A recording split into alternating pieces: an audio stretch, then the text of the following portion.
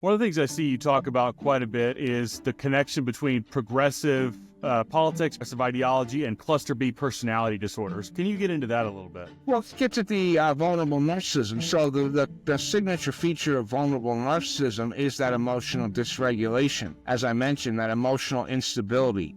And that's also the same feature of cluster B psychopathology. So that's sort of really what this all is about, is cluster B psychopathology and emotional dysregulation is really what's associated with left-wing authoritarianism, and specifically this new breed of radical, progressive, leftist authoritarianism. So when you think about cluster B disorders, you're thinking categorically of the cluster B disorders in the DSM, like borderline personality disorder, antisocial personality disorder, narcissistic personality disorder. But when you treat those dimensionally as continuous measures of the constructs, what you end up with in, let's say, a factor analysis, which just looks at how the symptoms correlate with one another, all the symptoms of the cluster B disorders really load onto a higher order factor, which you define as this emotional instability. And that emotional instability is what's at the heart